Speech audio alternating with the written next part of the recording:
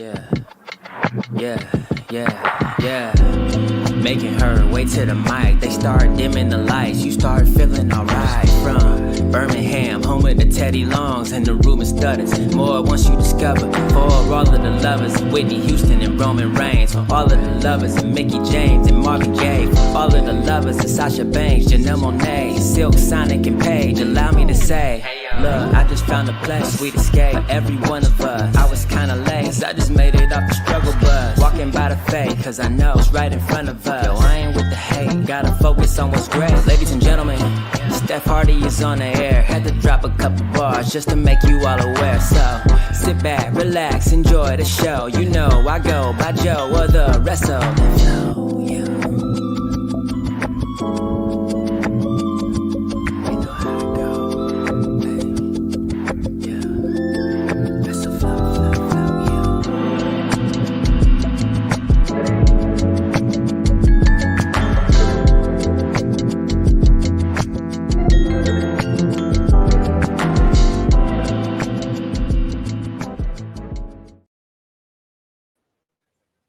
Hey y'all, welcome to a new episode of the Hardy Wrestling Podcast with your girl Stephanie Hardy. Of course, if this isn't your first time listening, thank you for continuing with me on this wrestling journey. And if this is your first time listening or watching, thank you so much for joining me, and I hope that I can continue to be a safe space for you to love wrestling and listen to all the things that you love about wrestling. Like I said, my name is Stephanie Hardy, and I'm the host and creator of this fabulous, amazing wrestling show, the Hardy Wrestling Podcast. I'm also host and writer for Women's Wrestling Talk, the number one women's wrestling show on the planet, and color commentator that's been featured on the Belladonna Division, Battle Club Pro, and Black Girl Magic 2022. And I am so happy to be here with you guys on this amazing Sunday evening where I'm going to be talking about a lot of different things in the world of professional wrestling. Hopefully you're doing okay and daylight savings time beginning again didn't kick your butt the way it kicked my butt this morning, because I woke up and it was like 11 and I was like, whoa, hold on, like what happened? But yeah, daylight savings time really did begin today, and it kind of shook me a little bit, but now I'm here. And I know this show was supposed to be Saturday, but I pushed it back because your girl needed some rest.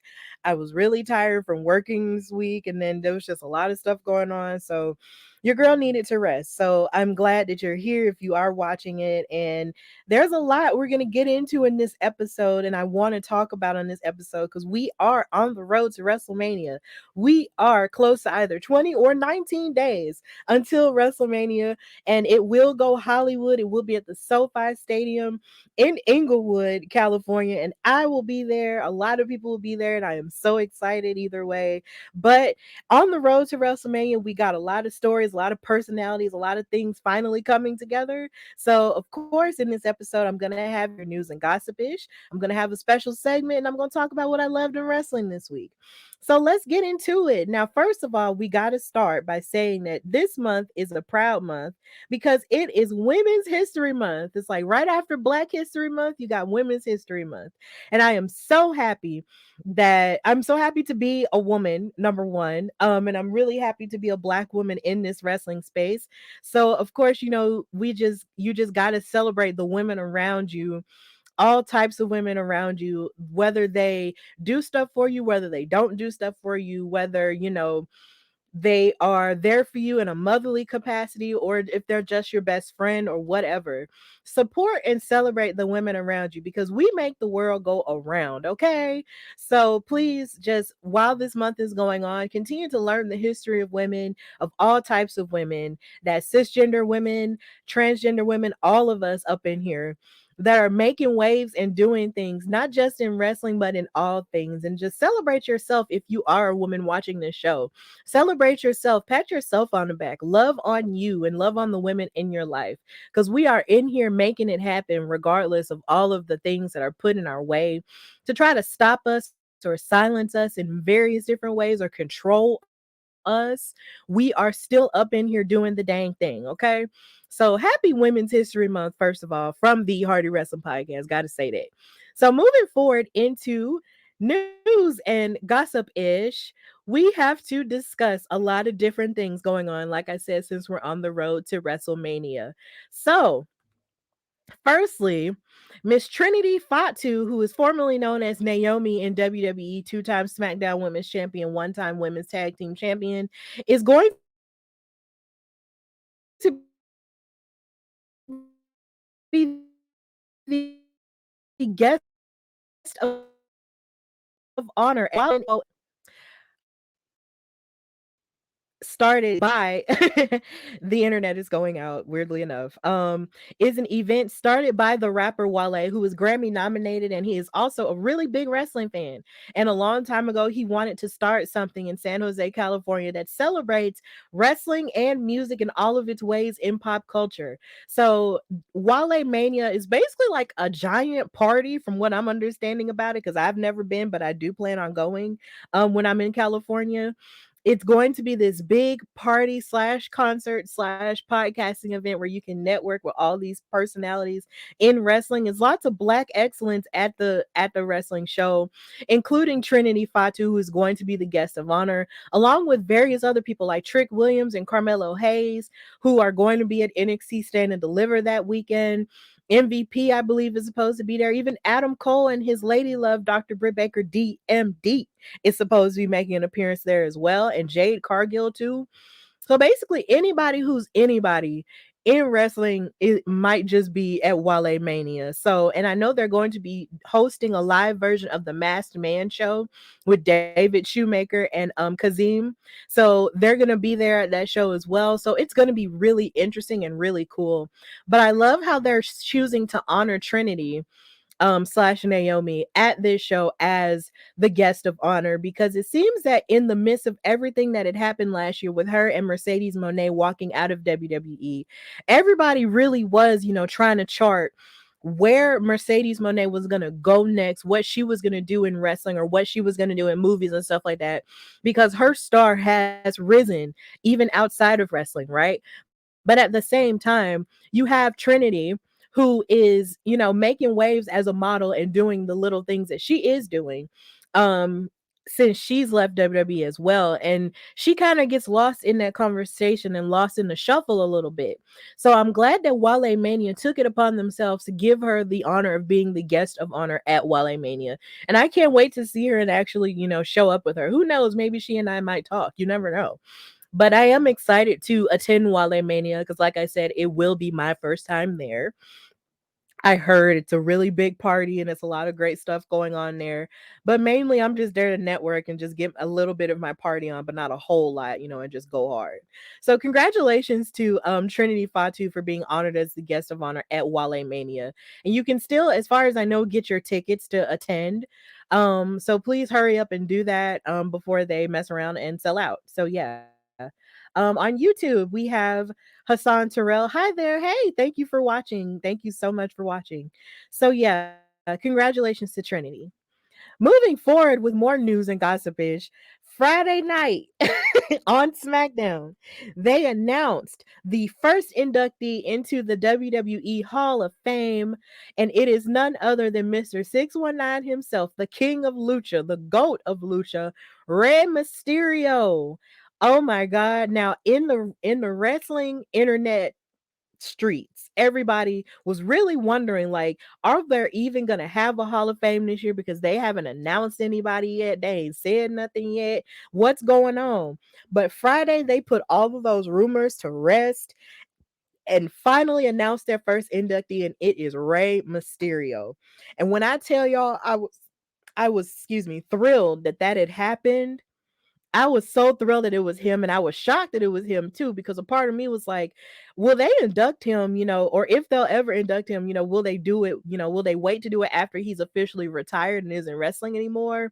Or will they do it, while like he's active or something like that? But they announced it, and I let me tell you my journey with it. I'm watching SmackDown, right? And I'm watching it with the family. Shout out to mom and dad. And the TV's on. We're watching wrestling, and they're saying that they're gonna announce the first inductee. And when it came up, of course, they had it up there before they showed who it was going to be, before they started the montage. And when the mask came up there from all of his former interests, and it was him, and I was like, oh my God, like I yelled out loud. I was so excited for Ray because I love me some Ray Mysterio. I've loved him since the 2000s, okay? And he had that theme song where he was saying, "Who's that jumping out the sky? REY Mysterio, here we go." Look, I've loved him since then. And I know that he has had an amazing wrestling history even before he was in WWE, of course, with his work in WCW, because who can forget his amazing classic match with the late great Eddie Guerrero at Halloween Havoc, where he had on that purple gear. And who can forget any of his work with the cruiserweight division with that as well. And also when it comes to his wrestling, like this man has been wrestling since he was 14 years old. Like this is a family business when it comes to him, because I believe it was his uncle who got him into it. So he got into it and he's been wrestling since he was 14 years old. Now he is in his 40s now, still wrestling like he's young. And it is just so amazing to see this happen. Like, I'm so happy for him. Like, the streets are happy. Everybody and their mama's happy. People are saying it's about time.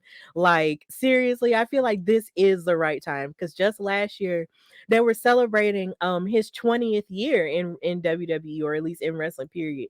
And I was so thrilled that they were celebrating that with him and stuff like that. And now, of course, here he is getting inducted into the Hall of Fame. Now, of course, he didn't get a chance to talk much about it because he was interrupted by his brat of a son, Dominic, on SmackDown. If you know, you know. But either way, I'm happy it's happening. Here we are. Rey Mysterio is an OG and he is getting to celebrate that. And we get to celebrate that at the Hall of Fame in California, which will be taking place Friday, March 31st, right after that episode of SmackDown, too. I don't know if I'm going to be there, but we just got to wait and see. Hey, Malcolm. Thank you for watching. Yes, congratulations to him. So, yeah, congratulations to Rey Mysterio. You are a king amongst men and you're amazing. So, yeah. Next on the docket for news and gossipish, we have Logan Paul. Now, I know he's very unpopular with a lot of people. A lot of folks don't like him, and they feel like he does a little bit much when it comes to his attention and his platform and whatnot, along with his brother Jake Paul. And they've sort of made the transition into sports, with Jake Paul being a boxer who I believe recently lost a boxing match. If I'm not mistaken. And then you also have Logan Paul now, who has inserted himself into Seth Rollins's business because, of course, he eliminated him at the Royal Rumble and then ruined his chances at winning the U.S. title at Elimination Chamber. So he's kind of been a thorn in the side of Seth freaking Rollins lately. But he spoke on his Impulsive podcast about something that was really interesting. Logan Paul admitted on his show that he did not know who Seth Rollins was before joining the WWE. He said, and I quote, "I didn't know who he was until I got into wrestling. Apparently, he's pretty big in the wrestling world, but I know who he is now. He's very good at what he does. Very good at what he does. He's probably top 3 in the business right now. For that reason, it'll be an honor to take him out at WrestleMania. I'm really happy with this matchup." Now, this is really interesting because, of course, when you're on the outside looking in, it's kind of safe to assume that Logan Paul wouldn't have known who Seth Rollins was because um a lot of celebrities have a tendency to talk about wrestling, and when they bring people up, they bring up a lot of people of the past. They'll bring up, of course, your Rocks. They'll bring up Stone Cold Steve Austin's. They'll bring up Kurt Angle, on a good day, or so many other people from the past like Hulk Hogan and stuff like that, or Goldberg. But you have to be like almost really deep entrenched in wrestling to really fully know who Seth Rollins, is on that level um of fandom. So I can understand how he didn't know who he was until he signed his contract with WWE, but I'm glad that he does know now. And now that he knows now, he gets to adapt his abilities to face someone like Seth Rollins, who is one of the best, like he said. Seth Rollins is really iconic that even in him losing a match, he still wins. Like he never really does, look like the weak person in a match. And I'm really excited to see what him and Logan Paul do cook up. Because even though Logan is a bit polarizing when it comes to the wrestling fandom or just with people, period, even outside of wrestling, you can't deny that his wrestling skills are pretty on par with a lot of people who have been wrestling for like maybe, I would say maybe at least 5 or even 10 years at this point. Like he is really good. So I can't wait to see, if when this match does become official at WrestleMania, I can't wait to witness it because Logan Paul really be, going in the ring. But to do it with Seth Rollins, who's basically like a ring general at this point, would just be pretty iconic stuff. So yeah, there's no blame here at Logan Paul because I mean, like I said, if you're only the one ways you would really know who Seth Rollins is if you're deeply entrenched into wrestling, um, and not just someone who's sort of on the outside looking in, or if you're just starting. So no judgments here, Logan. So yeah, moving on to the next story. Yeah, there's Seth Rollins right there in that picture. I'd be forgetting while I'm talking that I have more pictures of these people. But yeah, there's the fabulous Seth Rollins. So moving forward, with the news story, we have Ronda Rousey and the rumors about her possible injury. So um so basically, it's looking like she may or may not be a part of WrestleMania because of an injury that she has going on. Um, and it's kind of unfortunate because a lot of people really were pushing for her to possibly face Lita and Becky Lynch for the tag titles alongside Shayna Baszler. But it's looking like she might not be able to, and it's really unfortunate. So I'm going to pull up the actual report here so I won't just sound like I'm talking out of my behind. Um so it's really crazy. I have a lot of stuff here. So please bear with me, guys. Bear with me. Um Okay.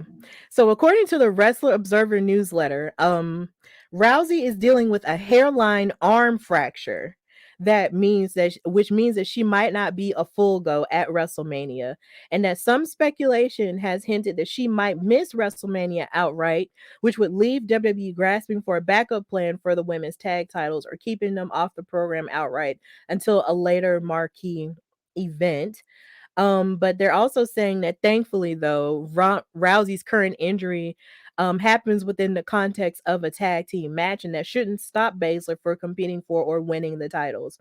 But the weird thing is, though, it's just you're saying that, but then I'm wondering would Lita and Becky Lynch fight 2 nights in a row at WrestleMania? Considering Lita, Becky, and Trish Stratus are now set to face off against Damage Control on one of the nights at WrestleMania, like on a six woman tag team match thing going on. I'm wondering if that would even happen at this point. Like, would that be a thing? Like, I don't know. Would they defend the titles against Shayna and Ronda at night 2 of WrestleMania?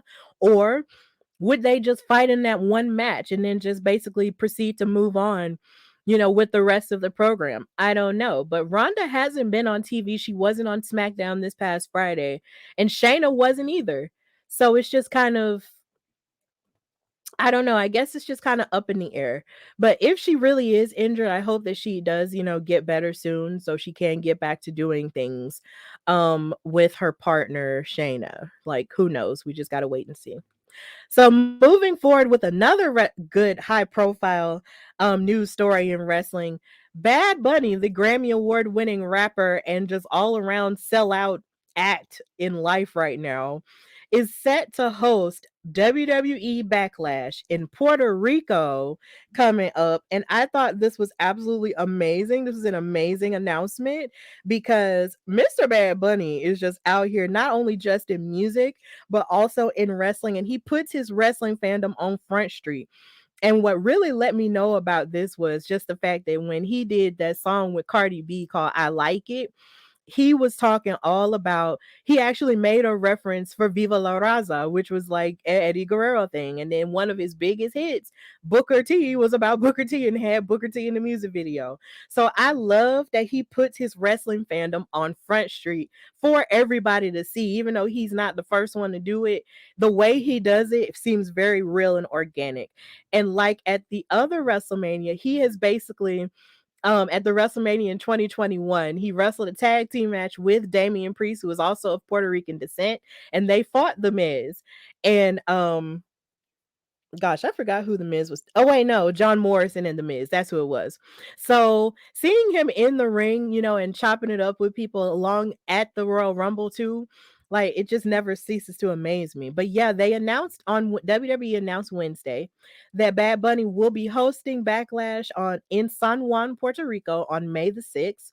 And the show will be taking place at the Coliseo de Puerto Rico Jose Miguel Agrilot, forgive me. I do not Spanish is not my first language, forgive me. And this will be the first pay-per-view, WWE pay-per-view in Puerto Rico since New Year's Revolution in January of 2005. And it'll also be the first of course pay-per-view after Wrestlemania in California. Now, he did give a quote for this and he talked about the importance of WWE returning to his hometown. He said, in 2005, when I was a kid, I wasn't able to attend New Year's Revolution at El Coliseo. Finally, 18 years later, WWE returns to the island with a massive event, and this time I won't miss it. And I thought that was very sweet because you just never know, what happens to people and how come they can't go to various, wrestling events. Sometimes you just can't afford it, or sometimes, stuff comes up and you just can't do it. But at least this time he was able to make a dream of his come true and actually be at a wrestling event in his home island. So I'm really happy for him and I'm happy that a wrestling event will be going to a place where there's like a collection of brown people. Like I'm so happy that that's happening and that they're actually going all over the world. And this is what Triple H said as head of creative. He said that there is a recent trend of holding premium live events outside of the continental US. He said, "We're excited to bring Backlash to San Juan as the demand for WWE pay-per-views outside of the US, continental US, continues to grow. Bad Bunny is one of the world's most popular entertainers, and nowhere is that more evident than in his native Puerto Rico." So, congratulations to Puerto Rico. And it is a US territory, so it is a part of us. So definitely congratulations to them. Congratulations to anyone of Puerto Rican descent, listening to this show or who has ever supported this show. Congratulations to y'all. Y'all get an event to go to. Because us in the continental US, we spoil. So y'all get to have this, and I'm just really happy for y'all. And I'm also happy that Money in the Bank gets to be in London too. Like other people get to have fun and not just watch it all the time. They get to actually go to the things. So congratulations to y'all and big ups to Bad Bunny for being who he is in wrestling and also in music too. Just continue to just shake the table, sir. And this is the Coliseum where he's gonna be at. It's a really beautiful place. I like it. I think it's cool from just the pictures. So big ups to Puerto Rico. Now, I also love that Triple H had actually mentioned this in the Survivor Series War Games press conference. Um, I only know this reporter's name off of Twitter, but her name is NYC Demon Diva. She was at the press conference for Survivor Series War Games, I believe, and she actually had the chance to stand up and ask Triple H a question because Byron Saxton, no shade to him, kept picking a lot of men to ask questions, and she had her hand up the entire time, and she was all like, and then Triple H was like, "Look, there are a lot of men in here, and you haven't picked a lot of women to ask a question, so I'm gonna, open my question for her." And she asked him, about a wrestling, would there ever be wrestling events in places like Puerto Rico and stuff like that? And he actually answered that question and said to stay tuned. So now with Backlash being in Puerto Rico, we have that going on. And big ups to Triple H for actually answering her question and making space for women, in those press places to ask questions as well. So moving forward with more news and gossipish, Impact Wrestling announced that their Under Siege event will be taking place, and also their Under Siege Fallout will be taking place on Friday, May 26th and Saturday, May 27th at London, Ontario, Canada.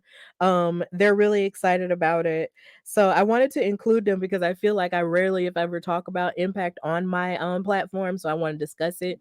So Impact Wrestling, announced that Under Siege is returning later this year and that it will be held at the Western Fair District Agriplex in London, Ontario, Canada on Friday, May 26th, and then they'll host a Fallout TV tapings on Saturday, May 27th, and that the tickets go on sale on Friday, March the 10th at 10 a.m. Eastern Standard Time.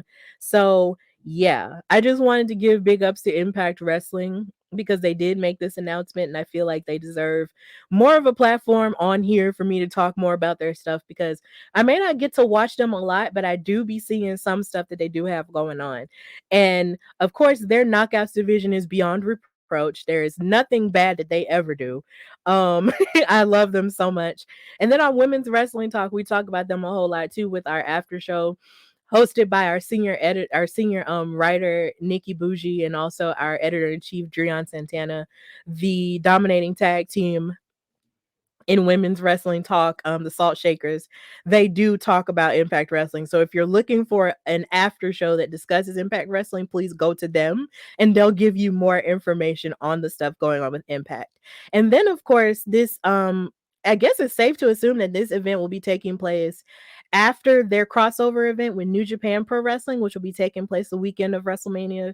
So you've got that going on for it as well. So big ups to Impact Wrestling always for the things that they do. And finally, in news and gossipish, we have news about WoW, Women of Wrestling Superheroes. They will have two Women of Wrestling documentaries premiering on Pluto TV in March this month. So be on the lookout for that. They announced that My Road to WoW, The Secrets of the Superheroes, and the Origin of WoW Women of Wrestling will air on the Pluto Fight channel in March. And basically, they said that the Secrets of the Superheroes documentary was produced by See It Now Studios with Triage Entertainment, and it offers a behind the curtain look at the current roster. And the Origin of WoW was produced by Fishbowl Worldwide Media, and it will take a look at the history of WoW. And Glow and WoW founder David McLean, who is not slowly, but really is one of my favorite personalities on WoW, period, because he's just so animated and he's just so sweet. And WoW trainer Selena Majors and AJ Mendez, the executive producer, and Jeannie Buss will speak on in the documentary. And this is the press release. Well, I basically just said everything, and they're going to be talking about the women are going to be talking about the inspiration behind what got them into wrestling, their ring gear, what inspires them, and all of the above. And I'm really excited about this. Now, the origin of WoW is going to be exploring the larger than life story behind the evolution of women's wrestling, from a sideshow act at fairgrounds to the rise of the first all female wrestling league with Glow, which is Gorgeous Ladies of Wrestling, in the 80s, and the rocky road to success leading up to today with WoW as we know it today. So I'm really excited, and the new season of WoW will be streaming on Pluto TV, with 2 episodes airing weekly. So I'm really excited about that. So we also cover WoW on Women's Wrestling Talk. I'm really pumped about that, and I love everything that they have going on.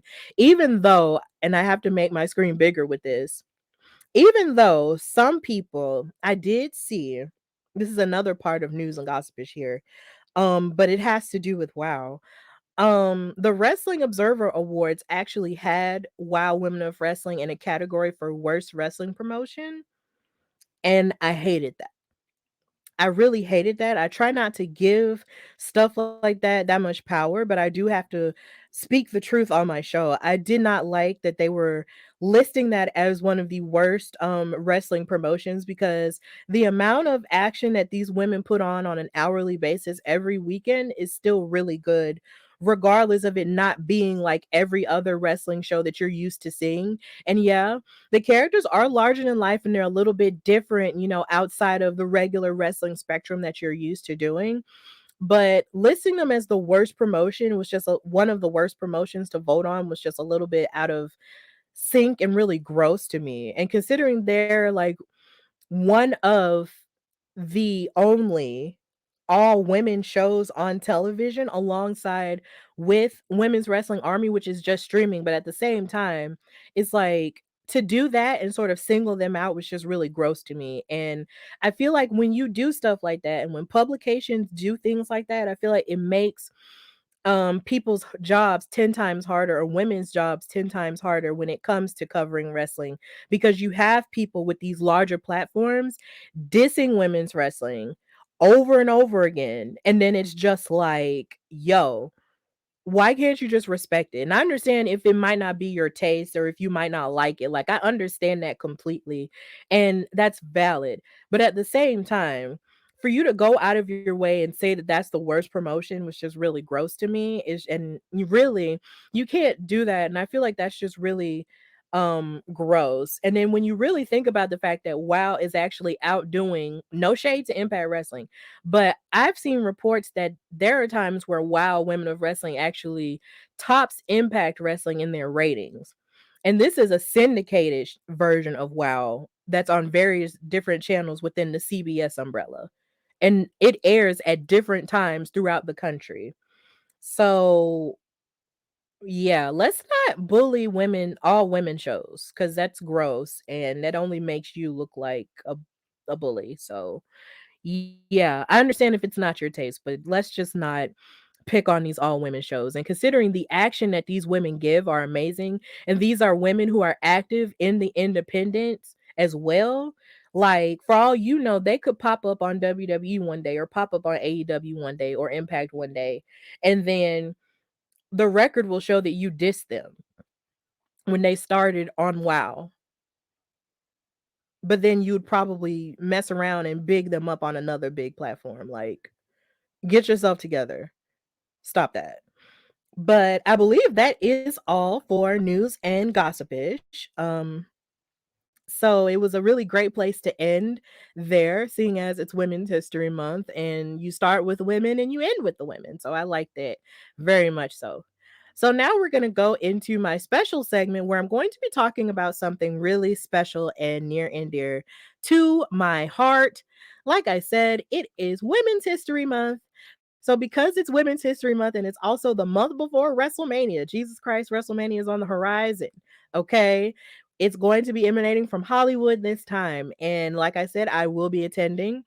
But because it's going to be my first WrestleMania, and because it is Women's History Month, I wanted to use my platform to talk about women's history, specifically in WrestleMania. And I wanted to talk about the both of them combined with each other. So this is the start of the Hardy Wrestling Podcast Women in WrestleMania segment. And I hope you guys enjoy it as I continue to watch these matches. So basically what I'm going to be doing, I'm going to be watching these matches, these women's matches from WrestleMania in all of its history, and talking about them and giving a play by play of how I felt about watching the match, throughout, the week, and sort of, give more of a platform to these matches and talk more about the history of women's wrestling and where it was during its during WrestleMania's different iterations. So I hope you enjoy this Women in WrestleMania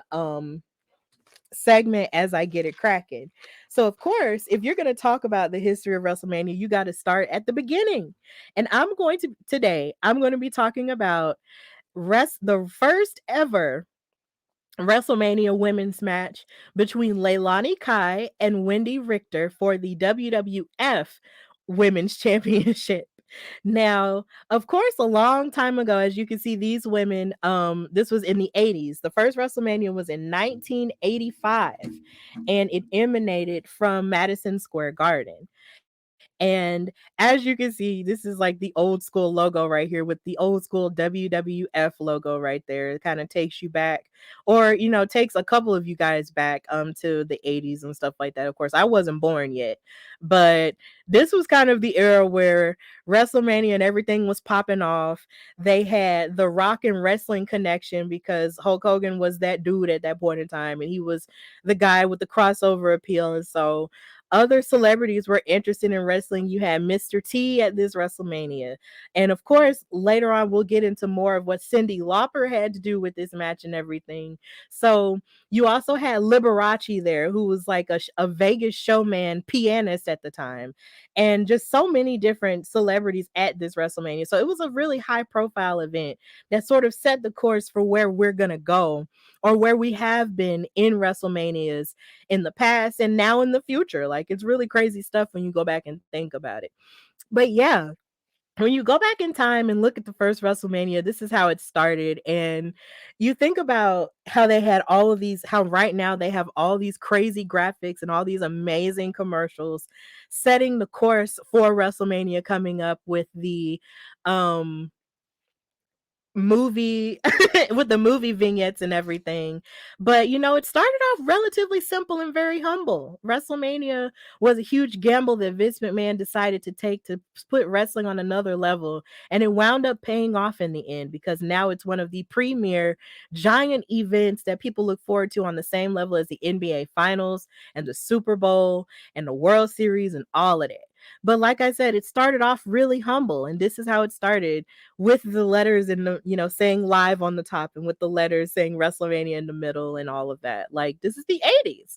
So it's really nice to go back to this stripped down era of what WrestleMania was like back in the day. It's really cool to go back in time and see that. This sort of reminds me of a conversation that I was having with one of my music professors, Dr. Bullock, when I was at her house one time, and I was watching wrestling, and there was all of the fireworks and all of the staging. And she was just like, when I was looking at wrestling, it wasn't looking like that. And it wasn't. It really wasn't. Like, there was pageantry and grandeur, but never on the level because of where it is now, because technology has evolved and all this stuff. But yeah, it's really cool to go back in time and look at how wrestling was and how it's stripped down to its bare bones in a beautiful way. So now Leilani Kai was booked from Hawaii at this point in her career.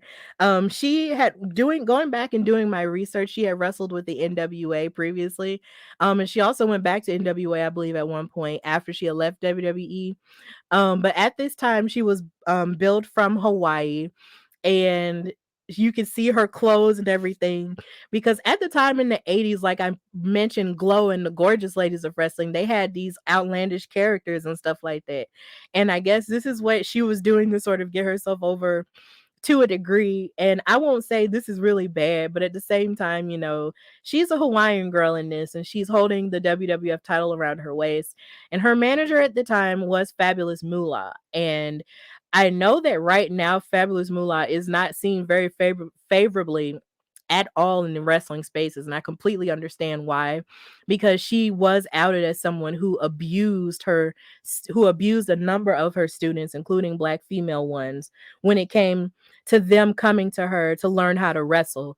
And that is absolutely terrible. And we do not condone any abusive behavior on the Hardy Wrestling Podcast.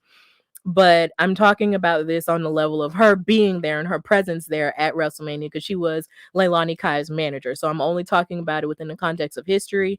But I will flat out say that everything that Fabulous Moolah ever did to any woman, I'm so sorry you went through that, and none of that is okay. So I'm only talking about her because she was there.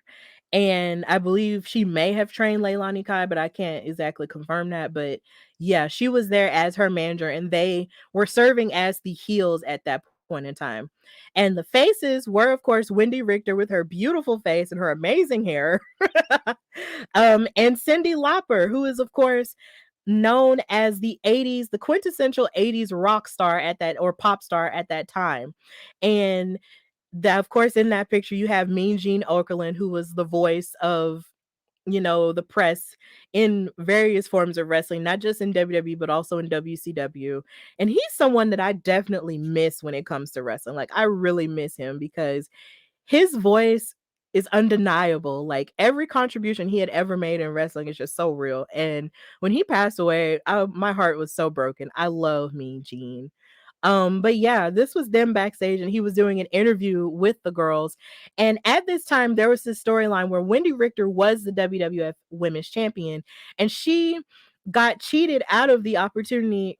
She got cheated in an opportunity in a previous match against Leilani Kai, and that's how she had lost the title, and she wanted it back.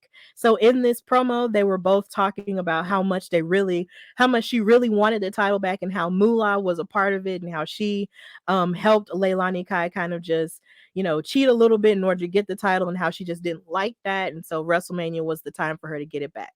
And Cyndi Lauper was talking about how she was on Wendi Richter's side because Captain Lou Albano, who actually was featured in one of Cyndi Lauper's music videos for Girls Just Want to Have Fun, her and him were really close friends, and he had basically been teaching her how to be a wrestling manager, and she chose to manage one of the best in women's wrestling at that time, and that was Wendi Richter in her eyes, and she really did believe in her athletic ability. So this was really cool to see Cyndi Lauper in this light because I think she is one of my favorite 80s artists. Like if you go back and listen to like older music, if you're that type of person like me who likes to go back and listen to older music sometimes, her voice may not have actually been the best, but what she did in music for that time was still pretty cool and it fit the entire vibe of the 80s and the carefree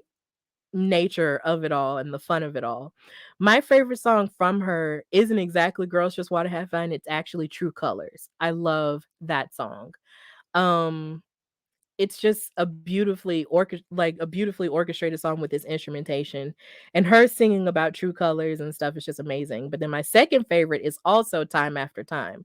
So I love Cyndi Lauper, and just seeing her being a part of wrestling in this way was just really cool to go back and watch it. So I do recommend going back and watching, her and reading more about her and her participating in wrestling and wanting to be a part of it. Like it's just really cool. Like she really did push forward the rock and wrestling era at that time and sort of set the stage for a person like Bad Bunny to host a Backlash or be a part of a WrestleMania and stuff like that, and open the doors for people like Raven Simone to be at a WrestleMania or Kim Kardashian to be at a WrestleMania.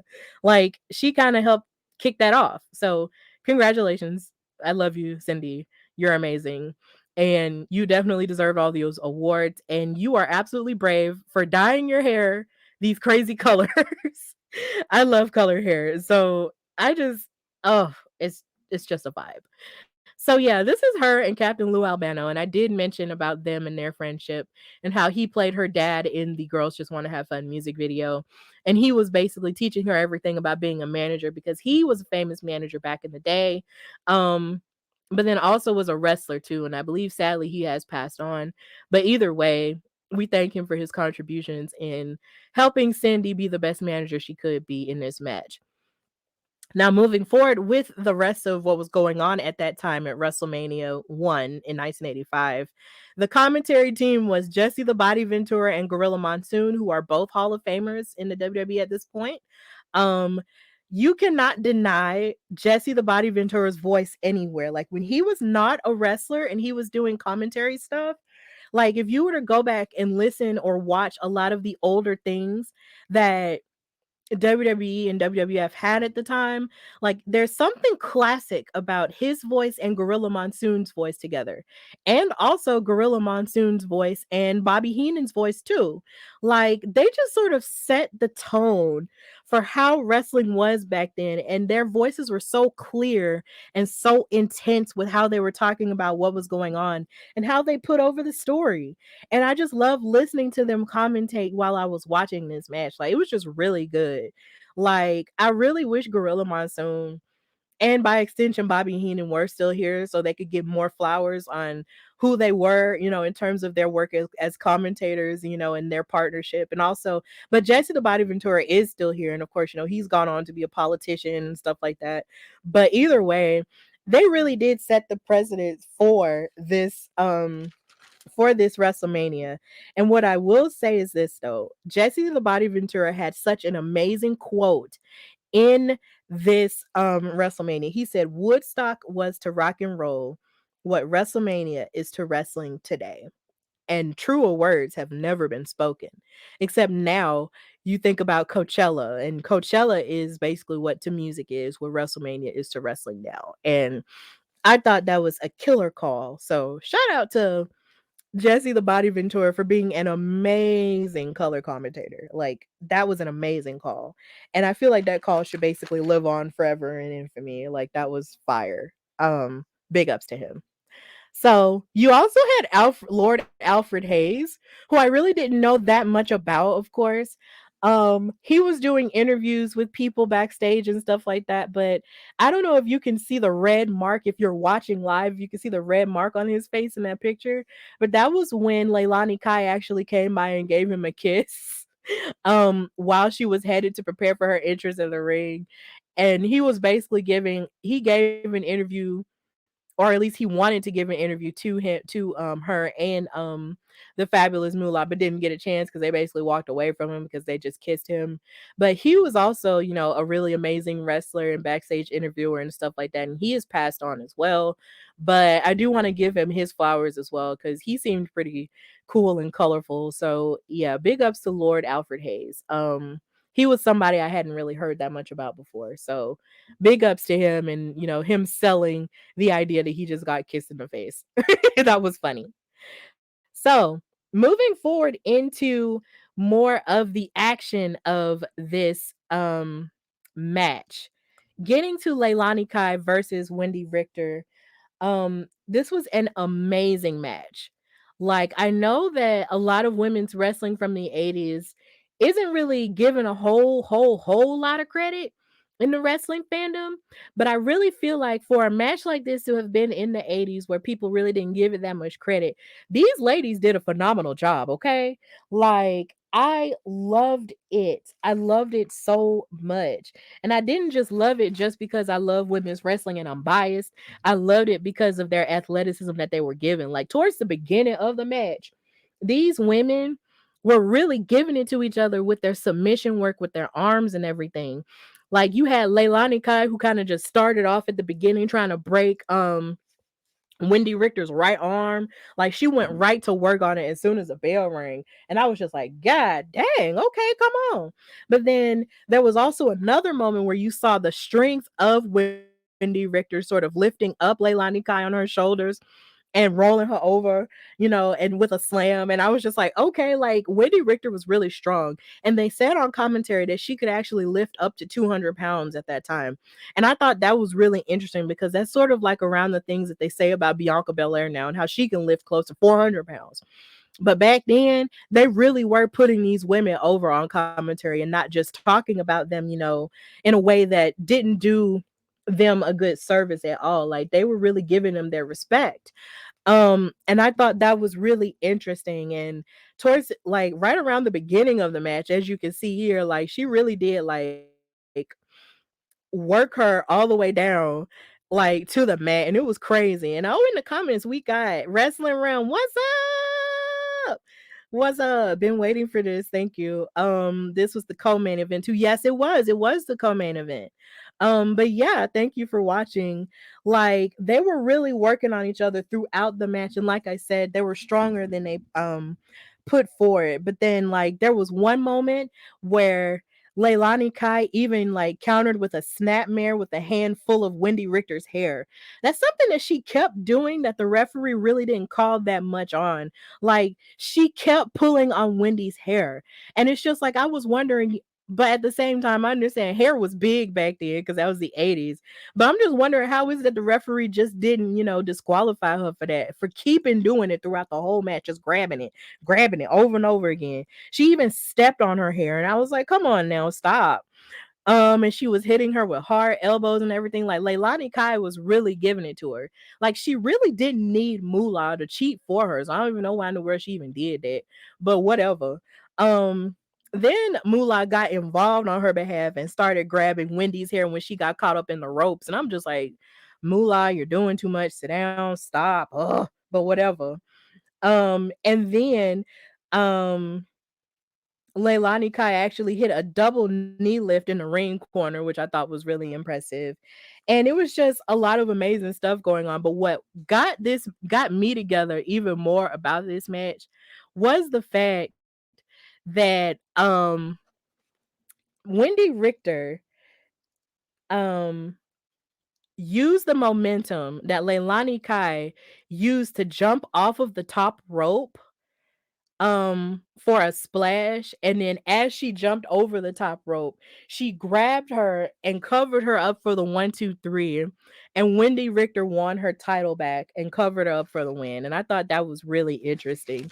So that was a really smart way to win that match, especially considering there was only so much Wendi really could do because she was working on her arm so bad and beating her up and just trying to break her arm at this point too.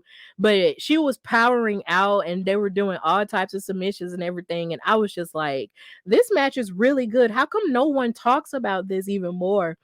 Like, I understand that it gets kind of lost within the rock and wrestling of it all and the Cyndi Lauper of it all and stuff like that and the celebrity of it, but this match really was good. Like, a lot of Wendi Richter's offense reminded me a whole lot of Becky Lynch for some reason, and I'll talk about that a little bit later. But I really don't have a whole lot of pictures of this match because, like I said, this is in 1985 and there was only so many pictures you could find. It's not like today where they have people on staff to just click pictures everywhere all the time and stuff like that. But either way, you kind of get the gist of it. And here in this picture, you have Wendi Richter tying up Leilani Kai with like a triangle hold with her like legs around her abdomen. Like, this was the kind of stuff they was doing in 1985. 1985, guys. Like, this was just amazing. I feel like I keep saying that year. This is what they were doing back then. It's crazy.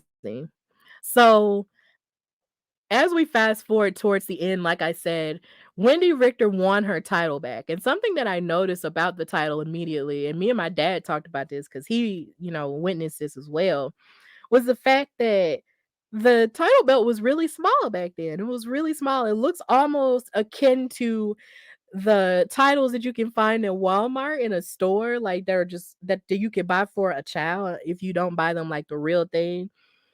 It looked almost like that, but either way, it was still prestigious because they were just flinging it around like it was nothing. And I was just like, bro, why are y'all just flinging this belt around like this? But it's really small.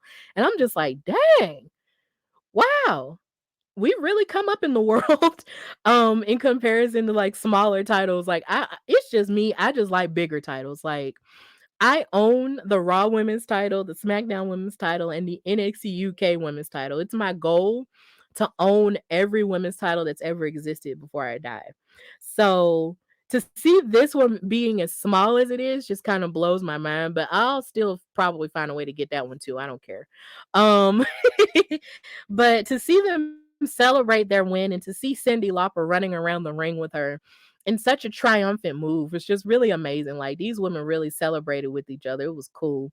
But what's so funny is after she won, um Leilani Kai and the Fabulous Moolah attacked Wendi Richter from behind and made it seem like she couldn't celebrate her win or whatever, because they always show the clip of them dancing around the ring but don't really show what happened afterward.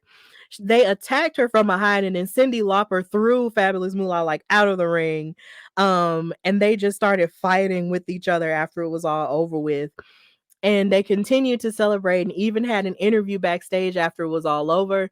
And they talked and Cyndi Lauper just put Wendi Richter over and over again. She just kept talking about how happy she was that she won and how she really believed in her athletic ability, and how that was just going to outdo Leilani Kai every time. And it was just really cool to see Cyndi Lauper really, be on Wendy's side in that way. So this was an amazing watch, for the start of the Women in Wrestlemania series for the Hardy Wrestling Podcast. It was really cool. And both women did a phenomenal job. Like, literally, they did such a good job. So I do recommend that if you have never watched this match before, if you're looking for women's content of the past WrestleManias to watch, I do recommend that you go back and watch this one, because this was the first women's match at a WrestleMania period. And like Wrestling Round said, I believe this is Brian H on here saying that this was the co-main event. And it's really crazy when you think about it, because this set the stage for a match like Mercedes Moné versus Bayley to co-main event in NXT TakeOver in Brooklyn. Like, this set the stage for women to get to the point to where they could almost main event. Like, Mercedes versus Becky versus Charlotte at that WrestleMania in Texas in 2016. Like this match set the stage even for the main women's main event with Becky, Charlotte, and Ronda, and even for Mercedes and Bianca. Like this match did that. So if you haven't watched this match, I please recommend that you do, whether you want to reminisce about the 80s, if you were a part of that, or if you're just like me, who's never really, who hardly if ever watches older stuff like that, but when she does, it's like she does enjoy it though. Like if you want to watch stuff like that, please do. I do recommend that you go back and watch it because it was really good and it wasn't just, the flimsy stuff that they try to poo-poo it off as. Like this was really good stuff here. For history's sake, for Women's History Month, and wrestling and women in WrestleMania, please watch this match. It is really good. Now, of course, if you fast forward to the future, Wendi Richter, who started in NWA, and then she even had a tag team with Joyce Grable, who I actually had the honor and privilege of meeting at the first Belladonna division event Genesis here in Alabama. Like they were tag team champions twice. And Wendi Richter was a two-time WWF Women's Champion, and then she left the WWE in some controversial fashion. I don't really want to speak to that right now because I'm just sort of uplifting her name right now. But if you fast forward in 2010, they inducted her into the WWE Hall of Fame. And she had a really nice speech where she kept referencing Girls Just Want to Have Fun by Cyndi Lauper. And then the last time we saw her on WWE television, she was on the June 16th, 2012 episode of Monday Night Raw as they were building up towards Raw 1000 and sort of pulling people from the past to come on different episodes leading up to that.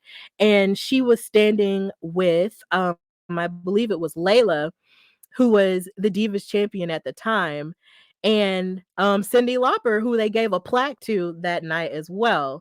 So this was really great. It was great to see them. And then this was also during the time of which, of course, Roddy Piper was alive too. And they were having a beef with Heath Slater because Heath kept coming out and dissing the OGs each and every week leading up to Raw 1000 as well. And he kept getting either beat up or disrespected by these OGs every time because he was just being mad disrespectful to them. So that was the last time Wendi Richter was on WWE television. So yeah, and that was like 11 years ago. That's so crazy to think about. But yeah, Wendi Richter, I imagine, is doing well for herself and doing fine. And Leilani Kai is actually set to make an appearance at 80s Wrestling Con, which I believe is taking place in New Jersey. So if you are going to that and if you're into 80s wrestling, you can go to that 80s Wrestling Con and maybe meet her and get an autograph and stuff like that. So she does make appearances and she is on Twitter at Real Leilani Kai.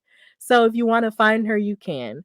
But to bring up the Becky Lynch situation, I'm wondering how an in her prime and young Wendi Richter would go up against a Becky Lynch now. And I know this is an old picture of her from she went from when she was the last kicker and not the man. But I just got to say this, like if Becky and Wendi Richter in her prime had a match now, I feel like that would have been sick. That would have been really sick because the type of moves that Wendi Richter was doing in terms of submission work and also with her heavy lifting and her hard kicks and everything, I'm just like, it just kept reminding me a lot of Becky. And I'm just like, bruh, Becky should hit a diamond dust on Wendi Richter, and Wendi Richter should find a way to like reverse it if she was younger. Like, how do you think Wendi Richter would pose up against a Becky Lynch? Like, or a Charlotte Flair? Like, I feel like that would have been amazing. So, yeah, that's just my fantasy booking type of deal, but I know it can't happen, of course, because they're generations apart, but they just reminded me a lot of each other. So, that's the end of this Women in WrestleMania segment. Now, of course, in the next coming weeks, as I do episodes on here, I will be talking more about matches. So, if you follow me on social media, please be on the lookout for any announcements I make for whatever match I'm going to watch, um, and detail and talk about a whole lot more. So I hope you enjoyed it, and I hope you will continue to enjoy it and celebrate Women's History Month as we go. continue to go along towards the road to WrestleMania. So, yeah, this was a really fun watch. And like I said, I do recommend that you do go back and watch Wendi Richter versus Leilani Kai at WrestleMania 1, 1985. So, yeah, that was fun. So, let's go into what Stephanie liked in wrestling this week. And it was a lot going on in wrestling this week, guys. Oh my God. So we got to start, of course, with the women on Monday Night Raw. And she wasn't on there, sadly. But yeah, Bianca Belair versus Carmella was a pretty good match. These two have fought multiple times. A lot of people on Twitter were basically saying that these two are the real soulmates and stuff like that. And even one person was as unkind as to say that Carmella was Bianca's punching bag. And I was just like, God dang, y'all rude. But these two had a pretty okay match. But then the X factor of it all was the fact that Chelsea Green was out there because her and Carmella have this sort of understanding that they feel like, oh, well, the world belongs to us and we should, just take over and everything and just make people give us what they want or whatever.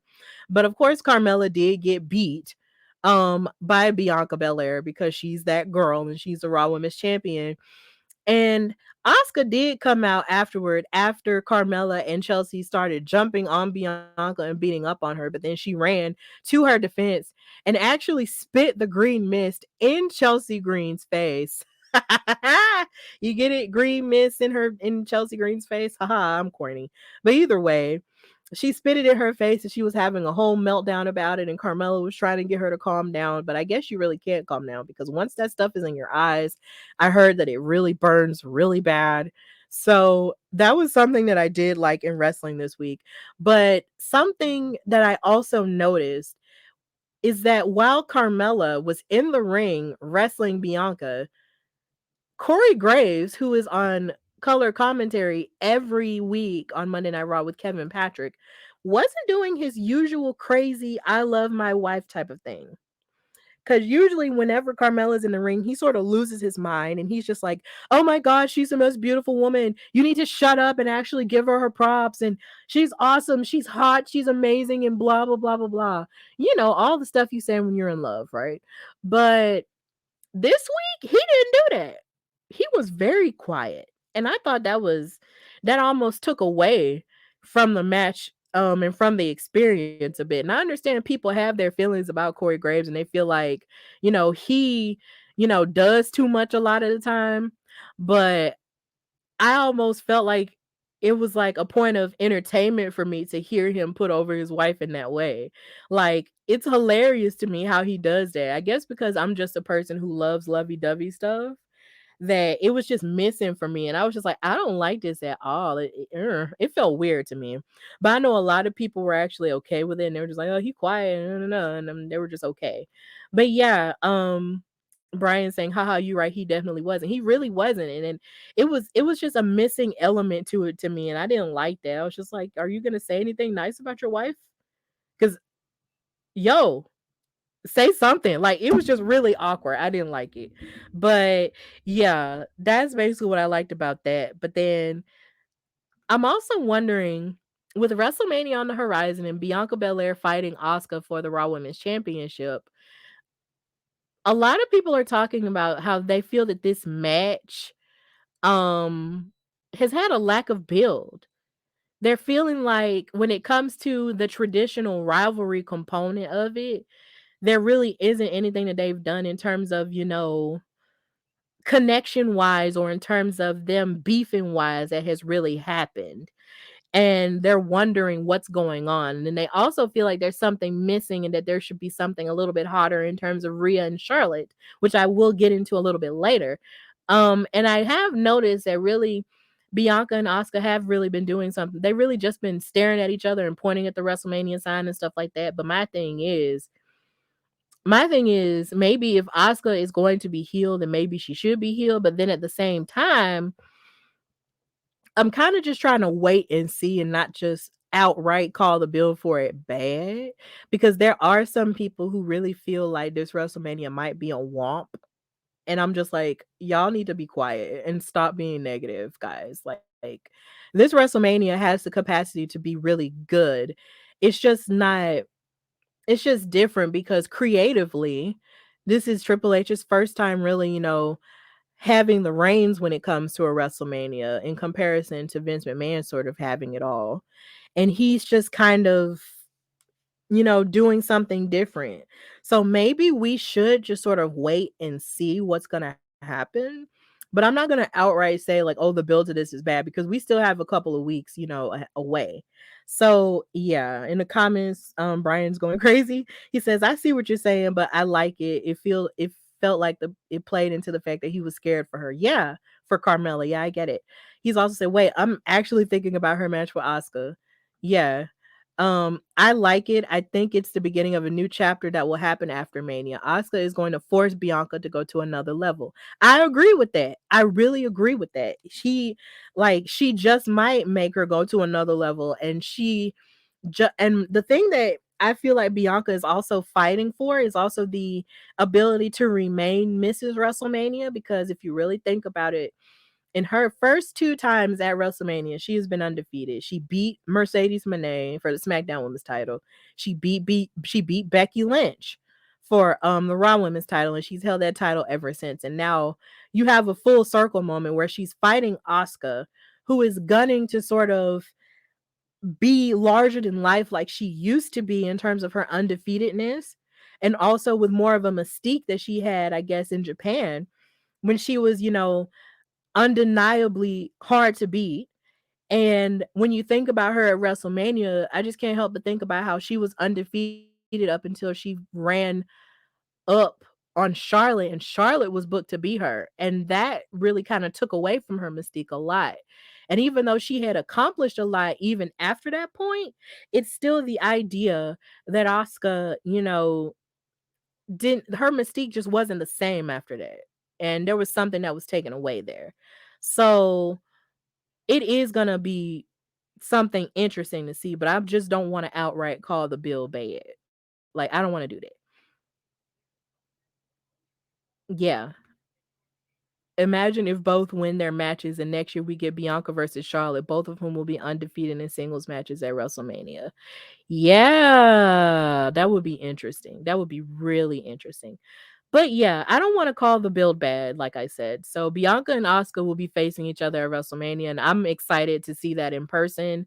And of course, you probably excited to watch it. So moving forward with more things that I liked in wrestling this week. Um, I loved watching Lita and Becky Lynch, celebrate being tag team champions alongside Trish Stratus, who proved to be the X factor in that.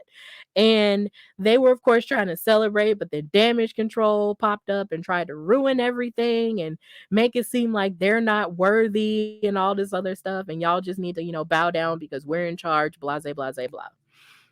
But Trish Stratus wasn't having it. She was just like, look, Bailey, since you won't shut your mouth, I told you months ago, if I need to come out of retirement, I will. And that's exactly what she's doing, because now we officially have this 6-woman tag team match between Team Becky OG and Damage Control. And I am here for it, okay? Because the more women's matches at WrestleMania, the better, okay? And I'm never gonna talk bad on Trish and Lita being in the ring again, like ever, because I love them on a personal level because they encouraged me when they didn't have to, and I appreciate them forever for that. And the idea that you get this dream match with someone like Bayley, who was inspired by the likes of Lita and Trish, and then you also think about Dakota Kai and where she was just this time last year, and now here she is about to fight in a WrestleMania match with Io Sky, who is a legend in Japan too, which a lot of people I think tend to forget a little bit. It's like a lot of people have a tendency to call her a new girl or whatever. And yeah, she's new in terms of being on the main roster, but she's not new when it comes to wrestling by any means. And she's not new, like, because of course she came from NXT, but before she was in NXT, she was that girl in Japan. And I feel like a lot of people either don't know that, especially if they're casual fans, or they just forget it. And I'm just like, no, she's not just some new girl. Like, she really was amazing in Japan. And then she brought that over to NXT, and then she was an NXT champion. And I believe she was a tag champion, if I'm not mistaken. Maybe I might be having a mind blip, but either way, She was that girl. And I need people to put more respect on Io Shirai's name. Then you got Bailey, who's just Bailey all the time. So I'm really excited about this match. And like I said, the more women's matches you have on WrestleMania, the better. Um, and the idea that Lita and Trish gets in on some of this action when once upon a time they might not have, um, it's just really great for history's sake. I love it. Because I remember the first time I went to a WrestleMania at WrestleMania 27 in Atlanta that everybody hates. I saw Trish fight, in here again, a 6-person tag team match when she was tagging with Snooki from Jersey Shore and John Morrison, who was rumored to not want her on the team at the time, but that's a whole nother conversation, when they fought against Lay Cool and Dolph Ziggler. Like, I remember that fully. And it's just, and even at that WrestleMania, the title at the time, the Divas Championship, wasn't even defended, which is something that I will get into on a later date. But yeah, to fast forward and go from that to this, it's just absolutely amazing. Like, seriously, I love it. Like, I love it to death. And women's wrestling is amazing. And I'm happy that Becky gets to have this moment. So yeah, it's great. Also, another thing I liked in wrestling this week was seeing the premiere of The Miz and Maurice doing their Top Gun parody for the WrestleMania commercials. Like, they were just real, they're amazing together. I just love watching them be coupled up and do silly stuff like this, because I just feel like this is where you see more of their fun and silly dynamic as a couple. And I love it. And then growing up seeing movies like Top Gun with my dad, because he really loves Top Gun and he loved going to see the second one as well, because that was one of the most popular movies last year. And seeing them do it and get ready to low key fly planes and stuff with that weird version of Danger Zone was just really funny. And since The Miz is hosting WrestleMania, it just makes sense because he is sort of like one of the most experienced actors who's also still active in wrestling to this day. So big ups to The Miz and Maurice for this commercial. And just Maurice just continues to look amazing after being a mother and stuff. She's just so beautiful. I can't. I love this commercial. So it was cool. Another thing I liked on Monday Night Raw was the interaction between Austin Theory, the United States champion, and John Cena. Now, this episode of Raw emanated from Boston, Massachusetts, which is John Cena's hometown, specifically West Newbury. Shout out to y'all.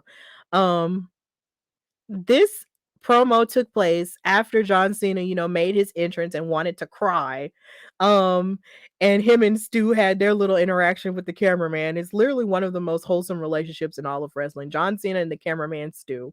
He ran to the ring and wanted to address the people, right? And so he gets interrupted by Austin Theory, who admits that, excuse me, I keep burping, John Cena was someone that he looked up to a lot of the time, somebody that he loved in wrestling, someone who he sort of patterned himself after. But he was basically telling him, that, he's the now and that, this is his time. But John Cena, though, he forgot. I guess Austin Theory, in his bravado, forgot who he was messing with, because Mr. Sir decided to get him together on the microphone and was like, first of all, you ain't got it like you think you got it. That's not what he said. But he basically said, like, you really ain't got it like you think you got it. Because in theory, people should be coming to see you because you run fast, you work hard, you got the look and all this other stuff. Basically, you have like the image of what it takes to be a superstar, but you just aren't, because people are not coming to see you in droves. You are not the big kahuna. You're not the star, that John Cena once was. Like, a lot of people really did come to see John Cena, in his heyday when he was a consistent wrestler. Everybody isn't coming to see Austin Theory like that. Because I kid you not, when I bought the tickets to see Raw in Birmingham, I wasn't coming to see him. I was coming to see Bianca. I bought my tickets to see Bianca. And Bianca wasn't even on that show that time because Alexa Bliss attacked her with all that darkness crap or whatever. But either way, like, I bought my tickets for Bianca. I didn't buy my tickets for Austin Theory. So John Cena was definitely right there. But he told him, like, if you want to fight me at WrestleMania, you have to understand that if you beat me, it could end you. But then if you don't beat me, that could definitely end you too. And I was just like, oh my God. So are they gonna fight for the United States Championship? Like, or are they just gonna fight in a non-title bout at WrestleMania? Like, what is this gonna be? Because if John Cena wins that title, like he could carry that like on red carpets with him and everything, which is almost basically the same thing The Rock did when he won the title off of CM Punk back in the day. But at the same time, would that do a service to it? Would he be here on a regular basis? Can he be here on a regular basis? I don't know. But either way, this interaction between these two was fire. I enjoyed every inch of it. John Cena roasted him and basically told him that his balls weren't big enough. And it was just lit. It was lit. I loved it. And then another thing that happened on Raw that I really enjoyed and liked was the fact that Cody Rhodes and John Cena had this interaction where John Cena raised his hand and they hugged. And that's an interaction that I did not think that I would ever see in wrestling ever. Because I just can't help but think about that one interview that Cody Rhodes had where he was talking about how John Cena was the guy on whose face was on the truck. And it was the likes of John Cena and The Rock, I think. And he was really frustrated with it. And he threw a drink at the truck and he was venting to Brandy, his wife at the time, about that and wondering what he would have to do to get to that place. And to see these two hug it out on national television was just like, whoa, this is interesting. This is very interesting. But I like it though, because now they've grown to a point to where they're not in competition with each other. They're collaborating with each other and they respect each other. And I liked it. I like that with Cody Rhodes returning to WWE, he's mending relationships. I'm not sure if they ever beefed at any point. I'm pretty sure they did it. But it's just like if there was a relationship to be mended, they hugged each other back and it was just nice to see. It was very wholesome and I liked it. So big ups to these two for loving on each other on television. Loved it. And then we get to hear Sami Zayn and the Bloodline. This episode of The Bold and the Bloodline, y'all. Jay Uso be putting us through it. He needs to be, and I feel like I say this every time I have a chance, but he needs to be nominated for Best Actor or Best Supporting Actor at the Emmys because at the primetime Emmys, because the way this man be serving acting every single week is just too much for me. It's too much for me. And I know people always say, oh, well, y'all keep saying that and da da da da, it's winding down and blah. I don't care. Okay. The performance that this man gave, where he made us think he was finna betray his brother, only to then walk away from his brother and then hug Sammy and then do the ones with Sammy, only to kick him in his face and tell him this is family-ish. What made you think I was gonna choose you? And then throw him back in the ring and beat up on him? The drama. The drama, Jesus. The drama. I'm living for it. I'm living for it and I love it. And then Cody came to his defense and it's just a lot going on. I don't know. Some people feel like Cody shouldn't be inserting himself into this drama, but at the same time, it makes sense considering Cody is fighting the big dog Roman. Oh God, I haven't called him that in a while. The big dog Roman Reigns of the bloodline. It makes sense to me, but ultimately, I feel like it's just gonna be more of a mess, and I just cannot wait to go on this ride some more. Like it's gonna be lit. Like I cannot wait. But Jay Uso deserves all of his flowers for giving us the possibly one of the greatest supporting performances in all of primetime television that's not specific primetime television. Like he just deserves his flowers. Like him and his brother both, but definitely Jay. He's main event Jay for a reason, and he's proven that every single time. So yeah, it's great. It's really great. So I also have to talk about how on wrestling I enjoyed the fact that Logan Paul and Seth Rollins were finally able to have their encounter.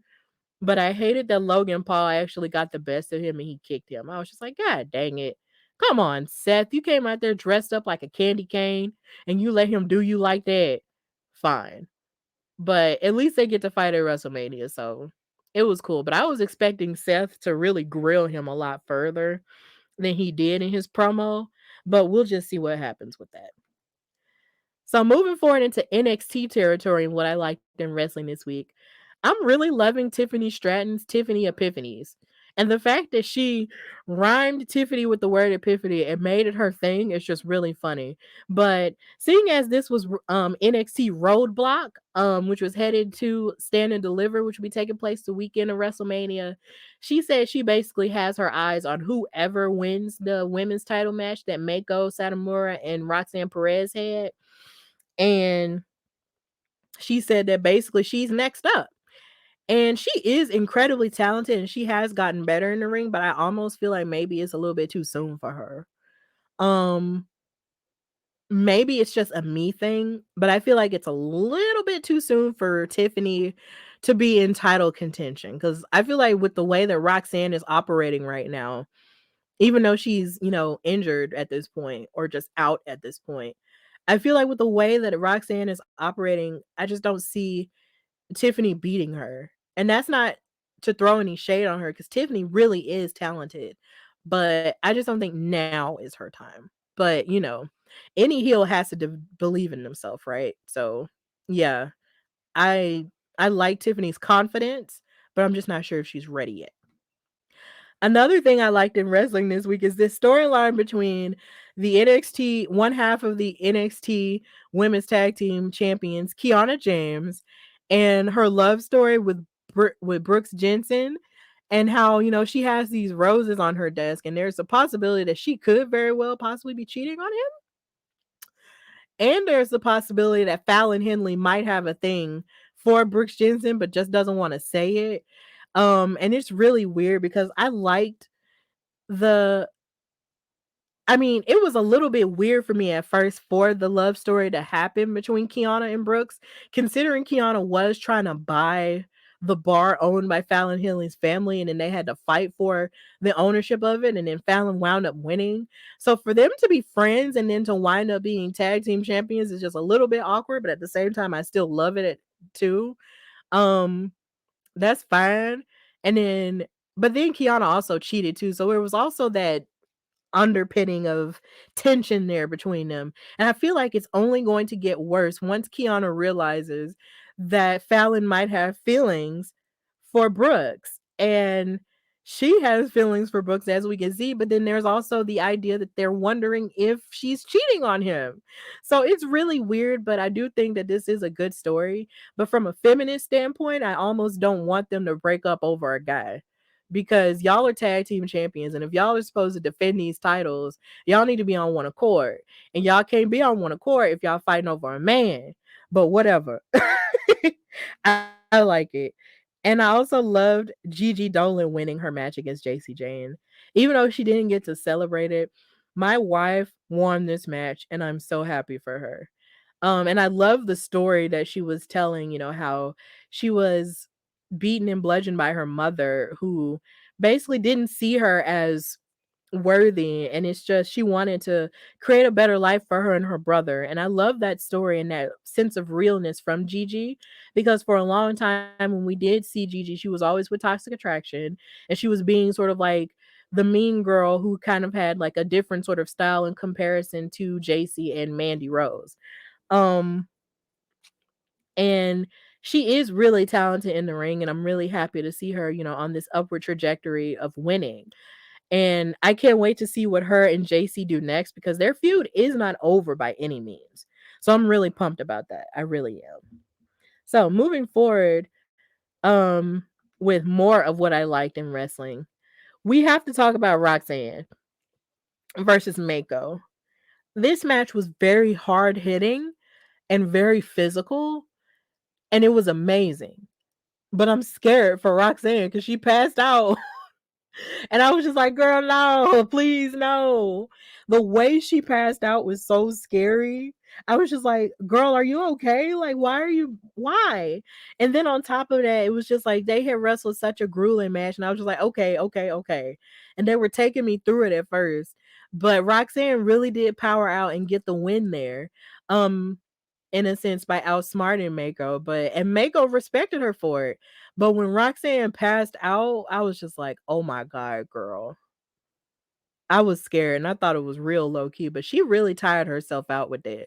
But I am happy that they immediately took her to the hospital. And then you also saw Booker, who cares about her so much as her, former teacher, run in the ring and check on her with all the referees and everything, and then they carted her out. So I'm hoping Roxanne is okay.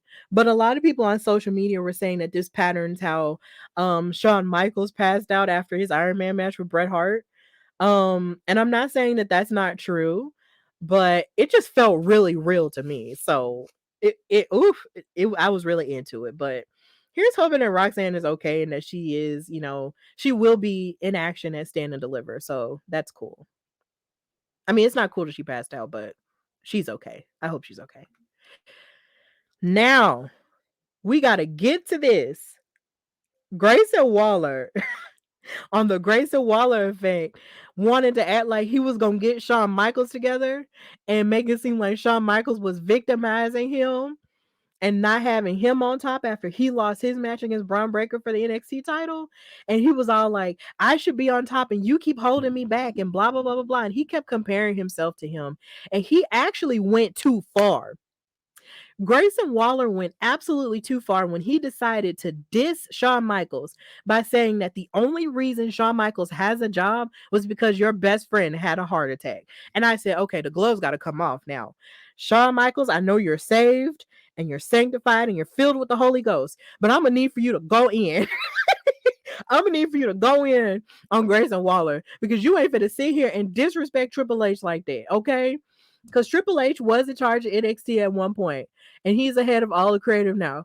But it's just like for you to say that the only reason Shawn Michaels has this job was because his friend had a heart attack was just so terrible. I was just like, that is in such poor taste. How dare you? But Shawn Michaels got him right together, and he said, look, if I wanted to come out of retirement and kick your ass, I will, okay? I would, because that truck has been backed up into my front door so many times the Brinks people know my name by heart. And I was just like, God dang, like you ain't finna do him. You ain't finna do Uncle Sean, okay? But then he said, I'm not coming out of retirement because I'm happy with where I'm at and we're the family that we're supposed to be. NXT, we are all NXT.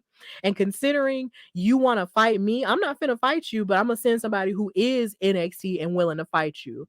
And guess who it was? Johnny Gargano. I was happy to see him back at NXT because for some reason a lot of people really, a lot of people in the wrestling fandom feel like him on the main roster isn't necessarily working as well. So they feel like him on NXT just works a little bit better. So maybe, I don't know if he's going to just stay there, but he is going to be on NXT next week. So I am excited about that. And I am excited that he does get to fight Grayson Waller on Shawn Michaels' behalf. Because if you may or may not remember, when NXT was going through its 2.0 phase, when Johnny Gargano was getting ready to leave NXT and WWE altogether, it was Grayson Waller who hit him in the back with a chair and started this beef in the first place. So, this is a nice full circle storytelling moment that I appreciated. And just the idea that Johnny, who really is the backbone and the heartbeat, as Mauro Ranallo used to say, of NXT, really makes all the sense in the world. I love it. I love it. And I can't wait to see them tear it up. And I can't wait to see Johnny Gargano beat the ever loving crap out of Grayson Waller. Because Grayson Waller is just a loudmouth, bro. And I'm ready for him to just be shut up. Because him disrespecting Sean like that was just really, really tough to hear. I'm just like, you're not going to do that to Uncle Sean, okay? Stop. But yeah, like I said, this is the image of him hitting Johnny Gargano in the chair when they were in 2.0 land. So yeah, and I believe this is when he was giving his final farewell at that. So yeah, he need to get his lick back. And then we have this Carmelo Mellow Hayes, Money Mellow, is now officially challenging Braun Breaker for the NXT title at Stand and Deliver. And I have never been so ready for a thing in all my life. I am so ready for this because it's like I said on a previous episode, Carmelo has what it takes to be that guy. He is him, like he always says. And for him to finally walk up to him and step to him as a man and not even have any beef with him and whatever, and just say, look, I respect you. We came in here together. Let's fight for this title. Carmelo is ready. He is ready. And I am so ready for him to win the title off of Braun because Carmelo is that dude. He has proven time and time again inside the ring, on the microphone, in his segments, and all of that, that he is that man. And now he gets to prove that by winning the NXT title. Come on, Carmelo. Do it for us. Do it, do it, do it. Please do it. Ooh, Carmelo. Yes, come through. Now, in talking about something that I did love seeing on Impact Wrestling, this is an older picture. So forgive me for not getting a current picture of that. But Deonna Purrazzo actually did something in a match where Mickey James was fighting in said match, and she actually assisted with Mickey James and actually helped her. And I thought that was interesting because these two hated each other for like a long time. And the idea that Deonna, who feels like she's, who is the virtuosa and probably and is one of the greatest women's wrestlers in life at this point, actually helped Mickey after they were beefing with each other for a long, long time is just really interesting. So I did like that as well. So big ups to that, and I can't wait to see how that unfolds or if it'll last because Mickey is the knockouts champion at this point. So I'm wondering, is she doing this to get closer to her so she can get another chance at the title, or is she just doing this out of turning face? Who knows? So moving into the SmackDown side of the street, I love this promo between Charlotte and Rhea Ripley because something that I've been questioning a lot of is the fact that is Rhea Ripley really engaged and is she really ready to take on Charlotte? Because if you've been watching the product here lately, Miss Ma'am has had her card full with being Miss Gangster Girl with the Judgment Day, as well as having her beef with Charlotte for the SmackDown Women's title. And in my mind, I was upset about that because I'm just like, because there was a long period of time where Rhea was not getting into Charlotte's orbit after she challenged her for the title after winning the Royal Rumble. And this was irritating me because I was just like, girl, you so focused on what your boyfriend doing, you can't even focus on your own business. And that's making me upset because it's like I said earlier, you never let a man get in the way of your success. Ever. And I know this isn't real, but I'm just saying from a storyline perspective, you do not let a man get in the way of your success at all. Okay. And yeah, he's doing this and Dominic's antagonizing his daddy or whatever, but he could do that by himself. He doesn't need you for that. You need to lock in and focus on Charlotte, okay? Because you don't want this time at WrestleMania to be like last time at WrestleMania in 2020 when you lost the NXT Women's title to her because you thought you was ready and you wasn't. You don't want to get distracted like that. Not this time. You don't want to be embarrassed because I feel like if Charlotte embarrasses you in California in a few weeks, you ain't going to come back from that. Like, I need for Rhea to focus. And when it came to this promo, she, I guess, kind of showed that she was focused because she was watching Charlotte fight Shotzi on SmackDown, and Charlotte beat her, and she was watching her the whole time. And then she got in the ring and basically said that I'm going to take away the one thing that makes you feel the most important, and that's the SmackDown Women's title. And you could argue that that is true because when Charlotte is champion, you know, when she's not champion, it feels weird. Even though you're glad they're giving somebody else a chance. But then when at the same time, Charlotte just seems like she isn't Charlotte unless she has a title on her around her waist. And that does make her feel like she is the top girl because she's a 14-time champion at this point. And Rhea is right that that is something that makes her feel, the most important. But Charlotte got her right together and told her, like, look, it's not just about the titles. Like, I am that girl because I consistently work to get better each and every time I fight. Okay. And whether anybody likes it or not, I'm going to adapt to my circumstances and beat you at WrestleMania. And then she even told her to hush her mouth, which I thought was really interesting and funny from a face perspective. But I also feel like maybe Charlotte was holding something back because she's really used to being a heel and just saying whatever it is that comes to mind that could very well be mean and cut down her opponent. But she can't do that now because she's a face. But then there is a way that you can be honest and mean to somebody while also still maintaining the fact that you're a face. It can be done because I do it all the time. So so hopefully Charlotte will find a way to do that. But either way, I love this promo.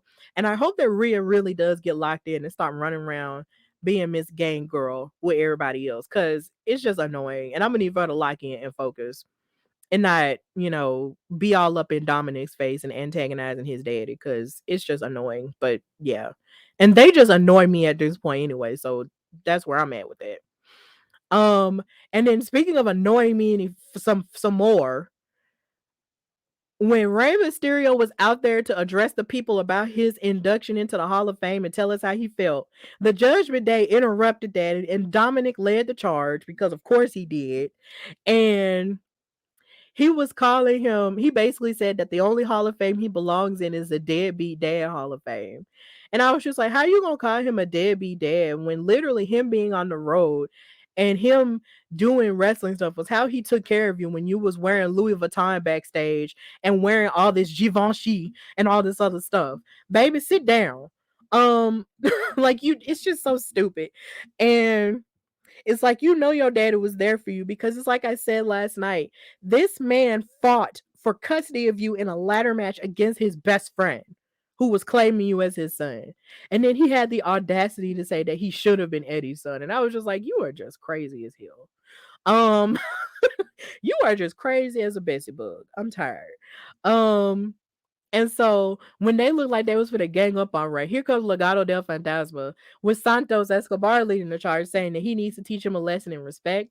And so that led into their match Friday night. And I thought this was cool. And I loved that Zelina Vega was out there as well, fighting and evening up the odds on the women's half of the gang because Rhea really just be out there sometimes. Like when she be on Raw or when she used to be on Raw a whole lot, she would just be ganging up and beating up on these men a whole lot. And there was never really a woman out there to even up the odds until it was like Mia Yim at one point. But I'm really glad that Zelina Vega was there. But even in storyline, you could argue that this makes sense because Santos has a healthy respect for Ray because they had that moment where they exchanged masks with each other. There's another part of me that is almost afraid that they sort of defaulted to lumping all of the Latin people together. And I That's something that we have discussed on Women's Wrestling Talk before. Like when it came to an episode of WoW, it's like they lumped Leia Makoa, Tiki Chamorro, and the Tonga twins all together because they're all, of Polynesian descent. And as beautiful as that unity is, as wonderful as it is to see that level of unity for people of color, it just makes me wonder, like, does wrestling like just lump all these people together just because they all have that in common? But at the same time, you have to think about if you are a person of color, if you are black, or if you are brown, there are different levels of even brown that you are. Just because you are all of Hispanic or Latin descent does not mean that you are all from the same place. So it just makes me wonder, like, if that was a form of them just lumping them together because they have that in common. But you could argue the fact that by storyline purposes it does make sense because Santos and Ray have that respect, and everywhere Santos goes, Legado del Fantasma is going to go. So there is that. So they did kind of fix it with that, but it just makes me wonder. But yeah, moving forward with more that I liked about wrestling. I loved seeing Xavier Woods step in for Kofi Kingston, who couldn't participate in the Fatal 5-Way to determine who was going to be the number one contender for the Intercontinental title, which is held by Gunther. Um, I really wanted Xavier to win. Even though I know there's the whole storyline going on between Drew and Sheamus right now and their friendship, at being at odds because Sheamus wants to win the IC title because that's the title he has never won in the entire time he's been in WWE. And Drew has inserted himself into this knowing that Sheamus really wants the title because Drew feels like everything has to be about him when it comes to WrestleMania. It's just kind of okay. I get that story and I like that storyline. And there's LA and there was LA Knight and Karrion Cross in it, and that was cool because they kept ganging up on everybody. But I really wanted Xavier to win because I want more for Xavier Woods. And I feel that since Kofi is injured and since Big E does not have a timetable as to when he could come back, or if he is clear, we really don't know. I want Xavier to have a moment, whether it's at WrestleMania or even afterward, because he is such a good wrestler. Like him hitting his honor roll in that match on Friday was really good. And just every time, he gets in the ring, he really does show out. Like even at the Royal Rumble, when him and Chad Gable had that, Greco-Roman style moment in the middle of the ring. Like we really need to give Xavier Woods his things. And I feel like out of all of the members of the New Day, of course, you've had Biggie, who's been a WWE champion. You've had, Kofi Kingston, who's had all of the titles he's ever won. He's basically a Grand Slam champion at this point. It's like Xavier Woods has been king of the ring, but even when he was king of the ring, it wasn't given the reverence that I believe it should be given. And I feel like he should be given an opportunity at a singles title at some point. I mean, it may not necessarily have to be for like the big titles, but I just want him to have a chance at a singles title because he's just been working at this way too long and he's been too good for too long on the microphone and in the ring. For him to just be on the sideline and only having won tag titles and only having won King of the Ring. I want more for him, and I really did want him to win the Fatal 5-Way, but they're doing the whole Drew and Sheamus thing, so I get it. But I want my birthday twin to get more. Give him more things, okay? Because as it stands now, the New Day here again is going to get another short end of the stick at WrestleMania, and I don't want that. Like, do something with Xavier. Do something with him. But yeah, I loved his performance.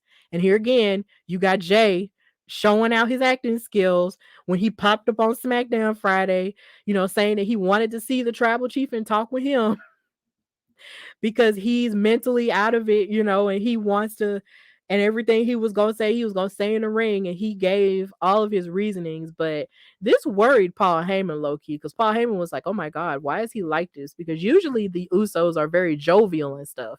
But Jimmy was the only one who was really nice and jovial. Jay was very silent. He was like, look, I just want to talk to the tribal chief, and that's it.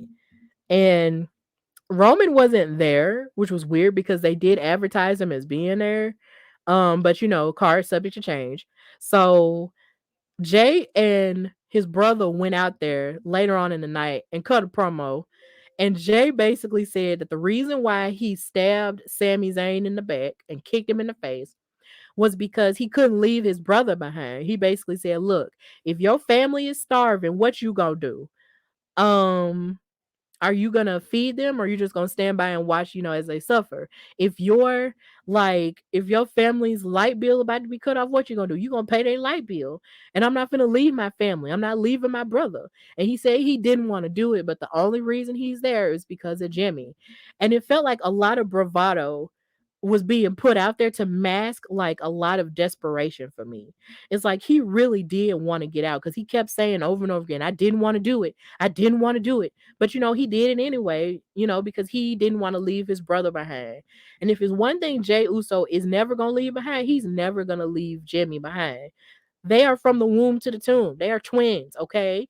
And they're not going to leave each other behind. He's not going to leave him behind. So there was that. And then, of course, they went on to get jumped by Cody and Sammy after it was all over. But this promo was fire, and I enjoyed it very much. So, I did want to talk a little bit about how I like Drew versus Sheamus, but I did mention a little bit about that before, so I'm gonna go ahead and skip that. But yeah, that was pretty much all that I liked from SmackDown. But to go into the Rampage side of things on AEW, I love Nyla Rose versus Riho. I love the fact that this match main evented Rampage because I find it very refreshing to see women main eventing Rampage and main eventing Dynamite because it's just a good thing. Because a lot of people were fussing about AEW Revolution only having one match when you have Jade Cargill as a TBS champion. And even though she is set to face off against a mystery Canadian opponent next week, a lot of people really were still angry about the fact that she didn't have a match at Revolution. And she's also talked about on Twitter how she feels like, the ball is being like she's being fumbled, but then she deleted that tweet. So a part of me is wondering, does Jade really feel like she's being, you know, highlighted on the level that she should be highlighted at this point? This woman is undefeated. She is a black woman and she is amazing at what she does. For someone who did just start, a year ago. So I feel like she should be highlighted a whole lot more. But like I said, I did love that Nyla Rose and Riho did, main event. And I love that they told the story of these two women and how they fought over the AEW World's Women's Tag. I mean, not tag, World Women's title at the beginning of AEW. Yeah, these two women are kind of like the pillars of AEW if you really think about it. They are AEW OGs. And Riho really impressed me when she did give a Northern Light suplex to Nyla Rose, and then Nyla Rose had some high flying action when she hit Riho in the head with a flying knee. So that match was really good, and I hated that Marina Shafir was getting involved. But my thing is, ma'am, you don't have to get involved. Let them fight. But that hip toss that she did hit on Riho when the referee wasn't looking was cool. But Riho wound up winning the match. But after she won here again, she couldn't celebrate because she got attacked. But then after she got attacked by Nyla and Marina, they walked up the ramp and then they met up with the Outcasts. That's Tony Storm, Soraya, aka Paige, and Ruby Soho. And they didn't even attack Nyla, who is an AEW OG, but then they decided to go after Rio, who had already been beat up. And that irritated me because I'm just like, it's three of y'all and two of Nyla and Marina. Why didn't you go ahead and attack them since y'all got such beef with AEW OGs? Like, that was really weird. It's like y'all beat up on the weaker one, and that made me mad because I'm just like, y'all call yourselves big and bad, but couldn't attack Nyla Rose. I didn't like that at all. But basically, after that had happened, they attacked Riho, beat up on her, and then spray painted her back. And I was just like, okay, y'all. And it's clear that with the Outcast name and with the matching colors, they're paying a tribute to NWO and basically making it seem like these women are the new NWO. Or maybe there'll be more women added to it, but who knows? But either way, the Outcasts do have something to say next week on Dynamite, and I can't wait to see what exactly they'll have to say because I'm really interested in that. But them attacking Rio and not attacking Nyla Rose really did irritate me, so we're just gonna move forward. And another part of Rampage I really liked was Action Andretti in his match versus Sammy Guevara. Action Andretti is a man who's only been wrestling for 3 years, and when they said that on commentary, I wanted to die. I was like, "Excuse me? 3 years? Excuse me? 3 years you have only been wrestling." The way this man wrestles, he wrestles like he's been wrestling for, like, maybe 7, not even 3. Um, Even though he lost the match due to some shenanigans, I just can't wait to see more of what Action Andretti has to offer because his high flying stuff and the stuff that he does off the top ropes and everything is really cool. I'm becoming a fan of Action Andretti, and I can't wait to see more of what he has to offer. He's already upset Chris Jericho. So now that has happened, I feel like it's only up from here. So Action Andretti did a phenomenal job in his match, even though he didn't win. And I can't wait to see more of what he has to offer. 3 years? That's insane to me. And I also want to send love and positive energy to Powerhouse Hobbs, who won the TNT Championship. This is his first singles title officially. So I'm so happy that he won that on an episode of the Dynamite after Revolution. He won that title after winning the Golden Ring. I'm pumped about that. So um it's really cool. I'm really happy about that because I just love black champions. And honestly, I feel like he should be in contention at some point for the world title because I feel like AEW is having a little bit of a problem with booking black men to go for the top title. It just seems to be the same people all the time. And it's just like, okay, we're 3 years in now. You have black male talent. Let them qualify for the big titles now. And MJF needs some new opponents. So let these black men fight for these main title. But as it stands, Powerhouse Hobbs is the TNT champion, and I hope he holds it for a longer period of time. So yeah, that's pretty much. Well, no, that's not all.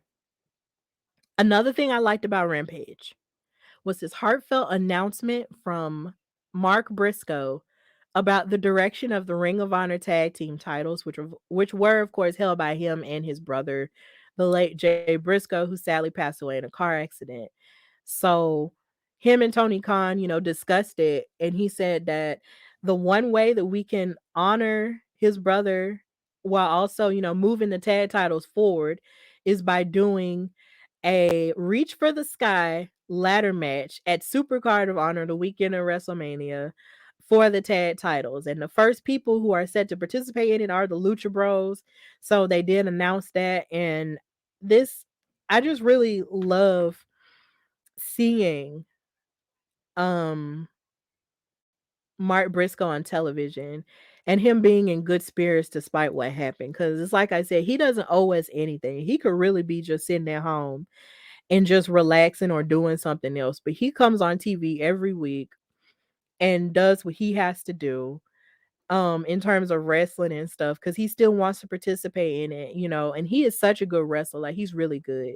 So I just want to send big ups and love for him because it can't be easy at all to start in wrestling with your brother, be tag team champions with your brothers, help build up the Ring of Honor brand and these tag titles with your brother.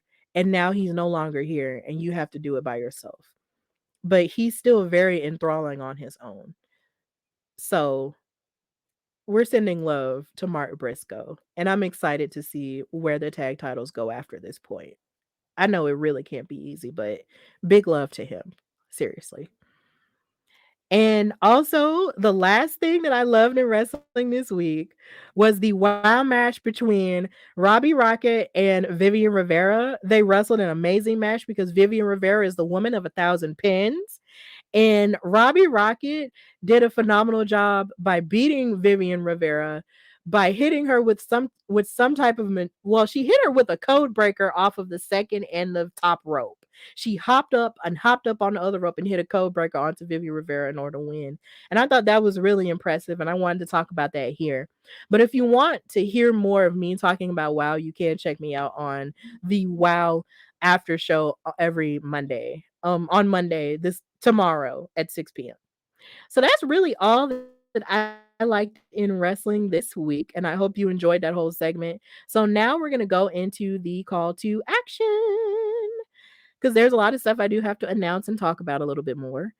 Um, so if you haven't already, go on foryourwear.com/Hardy Wrestling Podcast and buy the Select Your Alabama Wrestling Fighter t-shirts in the shape of the state of Alabama. Please go on there and then on the back of the t-shirts, you have the podcast logo too. So not only are you representing Alabama wrestling, you're representing the Hardy Wrestling Podcast full on when you turn around and you see the logo on the back. So please check out the t-shirt and the hoodies as well. I know hoodie season is getting ready to wrap up because it is spring, but if you want a t-shirt, they're available in red and black and in all sizes. And on the t-shirts, of course, you see Sensational Sherry, Teddy Long, Kayla Braxton, Paul Bearer, Deborah, Fuego del Sol, and AQA. So if you want to wear an interesting wrestling t-shirt that lets you know about the history of Alabama wrestling as a whole, of people that you've seen on television, please buy the t-shirt and support the brand.